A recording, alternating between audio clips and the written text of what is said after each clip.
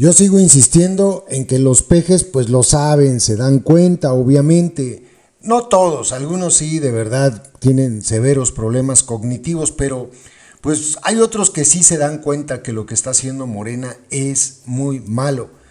Desafortunadamente, como están, como dice su amo, obnubilados, les da hasta miedo levantar la voz y rechazar hoy lo que rechazaban antes.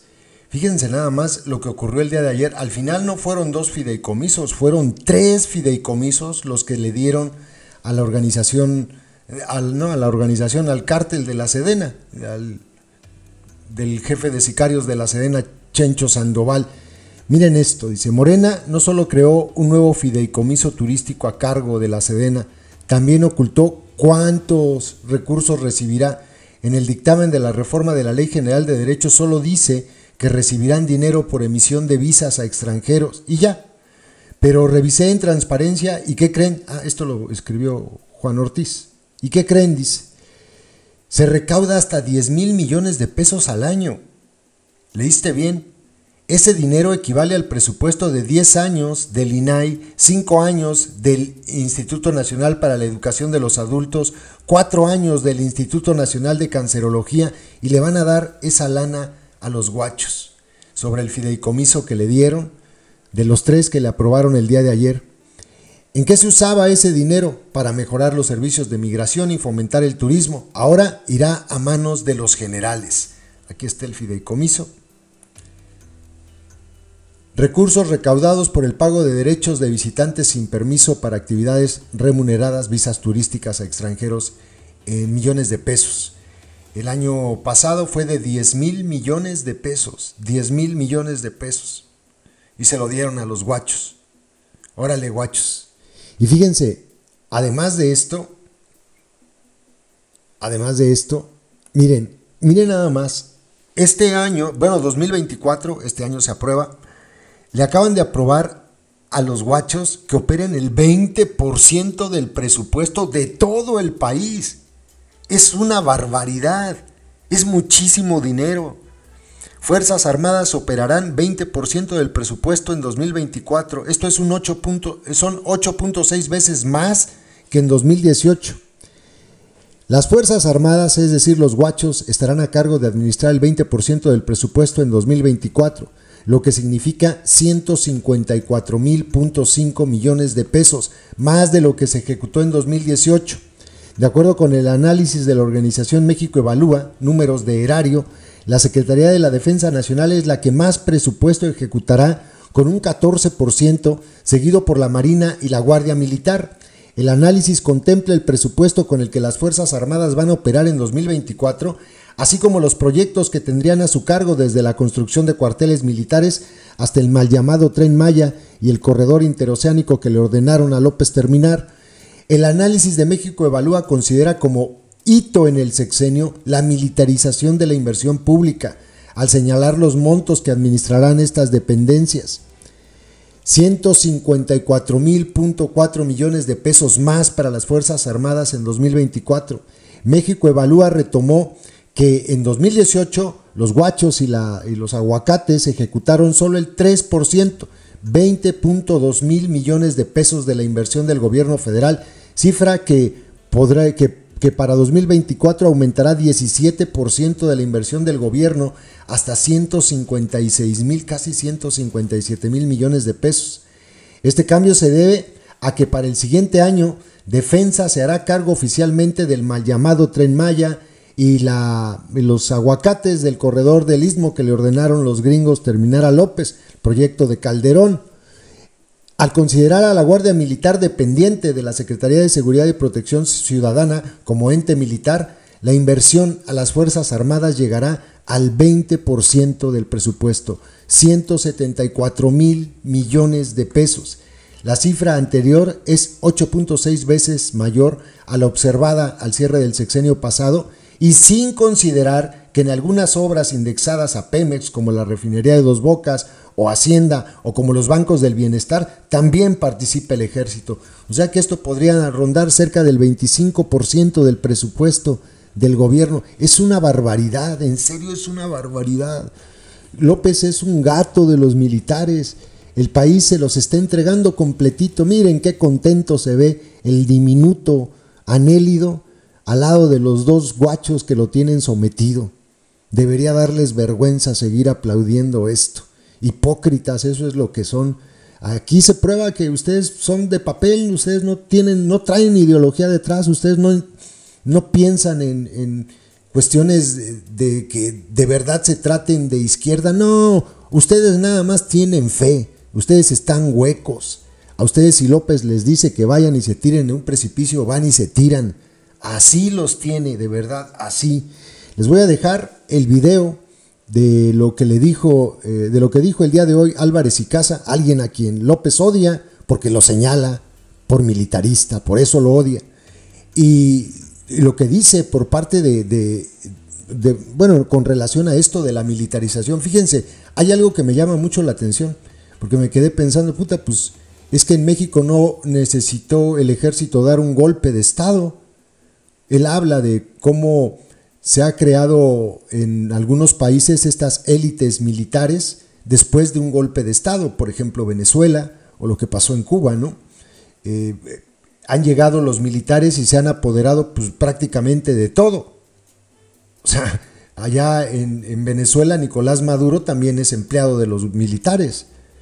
Y en México ni siquiera hizo falta eso. Acá fue un civil el que se decía antimilitarista, de izquierda. Ya sabemos que eso es una farsa, ¿no? Pero el que decía todo eso es el que le entregó el poder a los militares. No necesitaron disparar un arma a los guachos. Ni siquiera, no. Nada más lo amenazaron tantito, no sabemos con qué. Y se bajó solito los pantalones, solito.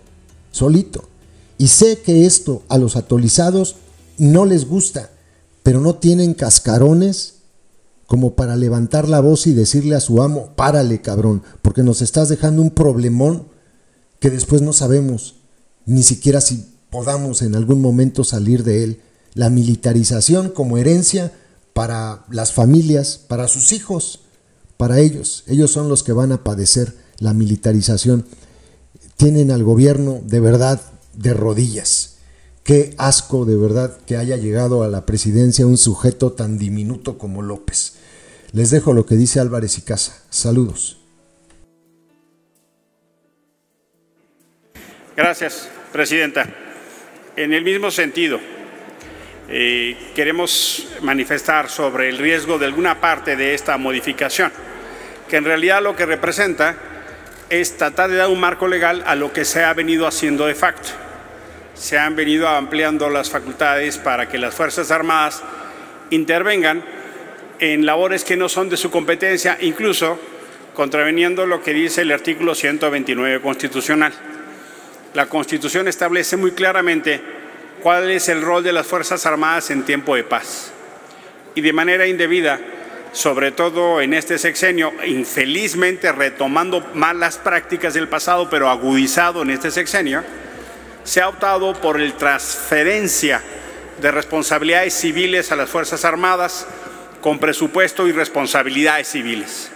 En algún otro momento uno hubiera podido decir, hombre, se echa mano a la capacidad del Estado, pero en realidad lo que esto supone es un paulatino, sistemático proceso que ahora ya tiene dos bandas.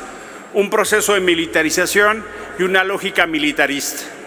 Ampliar las facultades, y retomo el ejemplo del senador Cepeda, a la Marina, por ejemplo, en la administración del Aeropuerto Internacional de la Ciudad de México.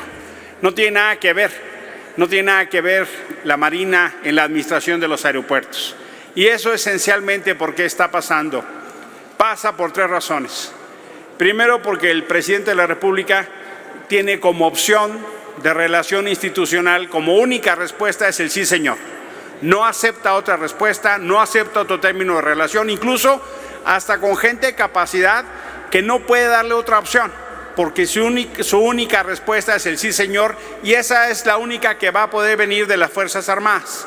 La segunda es por un mecanismo de pragmatismo donde no ha podido cumplir las cosas ni siquiera con la intervención de las Fuerzas Armadas. Abusando del concepto de seguridad nacional, tenemos ahora extraordinarios procesos opacos de manejo indebido de recursos públicos, incluso con estados de excepción. toda la argumentación y discusión que se hace del Poder Judicial es exactamente la misma a la que se podría hacer de las Fuerzas Armadas.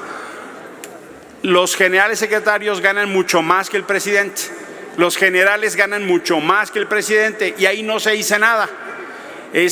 Aquí se viene a argumentar que los jueces no necesitan carros blindados, como si función no fuera claramente de riesgo en ciertos contextos. A las Fuerzas Armadas se les ha dado todo el privilegio, todo el recurso y toda la condición de discrecionalidad.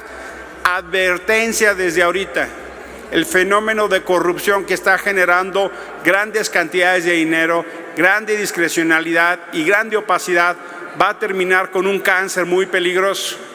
Ya se está constituyendo una élite empresarial militar. Eso no existía en México.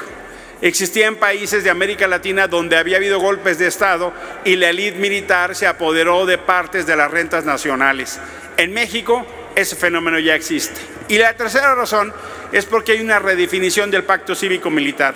Lo que está haciendo parte de esta modificación es intentar poner en ley lo que ya se está haciendo de facto. Es un error y no podemos avalar ese error. Por supuesto que hay una parte importante de la responsabilidad de las Fuerzas Armadas en materia de seguridad nacional que es bienvenida. Por supuesto que hay una parte importante del trabajo de las Fuerzas Armadas que es valorada y respetada, pero lo que no podemos hacer es seguir avanzando en un modelo de paulatina militarización. Por cierto, ese modelo es la derrota ética e histórica de la izquierda que algunos dicen representar. Cuando oposición, cuando movimientos sociales reprobaban eso, ahora reproducen automáticamente los mismos argumentos que reproducía en su momento el Felipe Calderón que tanto reprueban o el Peña que tanto reprueban. La popularidad de las Fuerzas Armadas, que es pueblo uniformado, que es pueblo bueno. Esos eran los argumentos que se utilizaban en otro momento el régimen que dicen que ustedes han olvidado y superado. Esos argumentos que ustedes hoy esgrimen, lo único que hacen es darle la razón histórica. Es la derrota ética y política de una izquierda que denunciaba la militarización y hoy la abraza y la promueve. Por su atención, muchísimas gracias.